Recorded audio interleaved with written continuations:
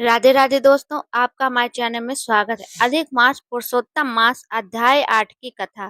प्राचीन समय की बात है। एक सुंदर नगर में एक निर्धन ब्राह्मण रहता था। वह बहुत धर्मात्मा और भगवान विष्णु का भक्त था, लेकिन उसके जीवन में अनेक कठिनाइयां थीं। घर में धन की कमी थी, भोजन के लिए भी संघर्ष करना पड़ता था। फिर भी वह प्रतिदिन भगवान का स्मरण करता और यही प्रार्थना करता, हे प्रभु, मुझे ऐसा मार्ग दिखाइए जिससे मेरा जीवन सफल हो जाए। एक दिन गांव में एक महान संत पधारे। ब्राह्मण ने उनका आदर सत्कार किया और अपनी परेशानियां बताईं। संत ने मुस्कुराकर कहा, बस अब पुरुषोत्तम मास चल रहा है। यह भगवान विष्णु का प्रिय महीना है। जो भी श्रद्धा से इस महीने व्रत, कथा और भक्ति करता है, उसके सारे कष्ट दूर हो जाते हैं। ब्राह्मण ने पूछा, गुरुदेव, इस मास की महिमा क्या है? संत बोले, यह वही अधिक मास है जिसे पहले सबने तुच्छ समझा था। कोई देवता इसे अपना नहीं मानता था। तब यह दुखी होकर भगवान विष्णु के पास गया। भगवान ने इसे अपनाया और कहा, अब से तुम पुरुषोत्तम मास कहलाओगे। जो तुम्हारी पूजा करेगा उसे मैं स्वयं आशीर्वाद दूंगा। यह सुनकर ब्राह्मण ने निश्चय किया कि वह पूरे श्रद्धा से पुरुषोत्तम मास का पालन करेगा। अगले दिन ब्रह्म मुहूर्त में उठकर वह पवित्र नदी में स्नान करने गया। उसने भगवान विष्णु की मूर्ति के सामने दीप जलाया, तुलसी अर्पित की और मंत्र जाप किया। ओम नमो भगवते वासुदेवाय।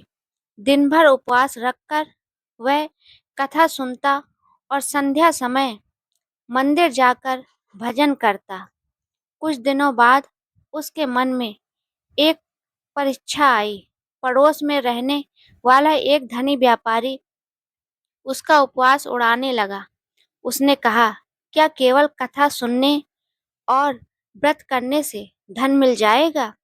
मेहनत करो, तभी कुछ मिलेगा। ब्राह्मण ने शांत स्वर में उत्तर दिया, धन से बड़ा भगवान का विश्वास है। यदि प्रभु चाहेंगे तो सब मिलेगा। व्यापारी हंस पड़ा और चला गया।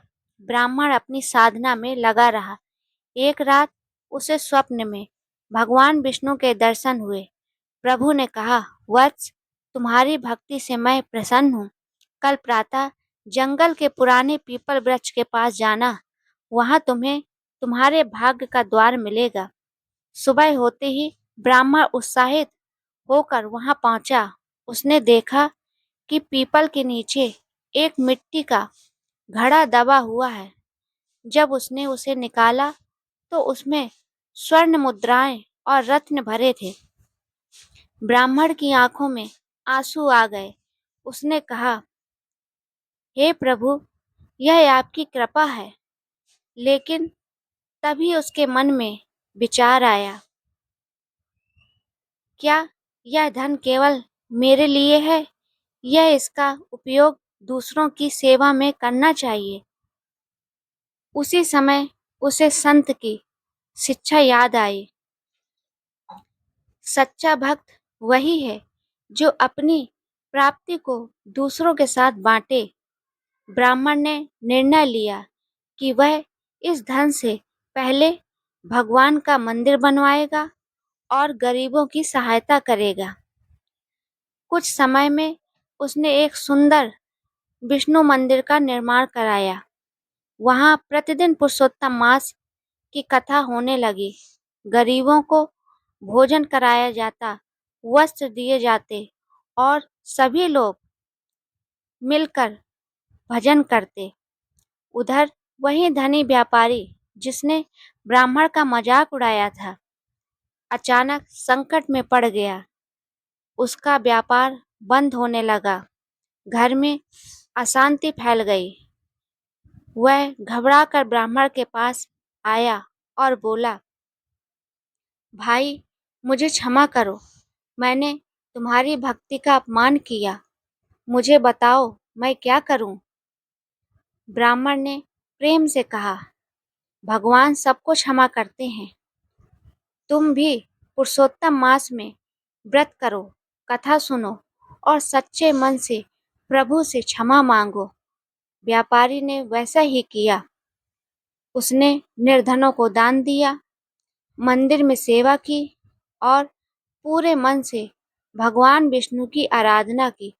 कुछ ही दिनों में उसका संकट दूर होने लगा। व्यापारी फिर से चल पड़ा और घर में सुख शांति लौट आई। अब दोनों मिलकर गांव में पुरुषोत्तम मास की महिमा फैलाने लगे। एक दिन कथा के अंत में ब्राह्मण ने सब लोगों से कहा, इस संसार में धन, पद और सम्मान सब नश्वर है। केवल भगवान की भक्ति और अच्छे कर्म ही हमारे साथ जाते हैं। पुरुषोत्तम मास हमें यही सिखाता है कि विनम्रता, दया और श्रद्धा से जीवन को पवित्र बनाओ। तभी मंदिर में दिव्य प्रकाश फैला।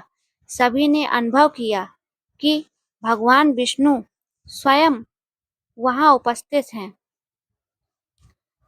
आकाशवाणी हुई, जो श्रद्धा से पुरुषोत्तम मास की कथा सुनता है, व्रत करता है और दूसरों की सेवा करता है, उसे हजारों अश्वमेध यज्ञ के समान पुण्य प्राप्त होता है।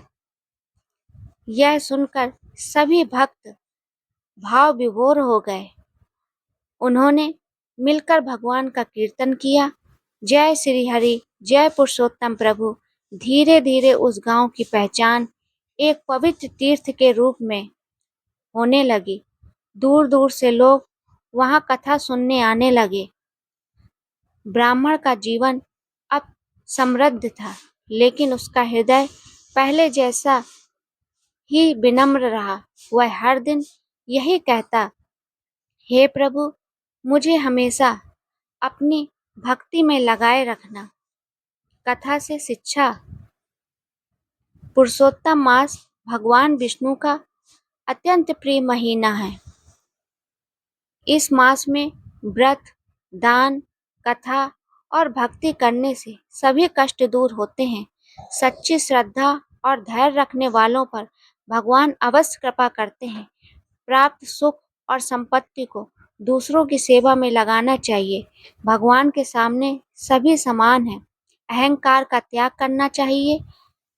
बोलिए पुरुषोत्तम भगवान की जय। जय श्री विष्णु। दोस्तों, अगर आपको ये कहानी पसंद आई हो, ज्ञानवर्धक लगे तो please like, subscribe my channel अद्भुत कहानी। में इसी तरह की प्रेरणादायक वीडियो बनाती रहती हूँ। कमेंट में जय श्री हरि जरूर लिखें, ताकि भगवान विष्णु आपकी भी मनोकामना पूर्ण करें। हर हर महादेव।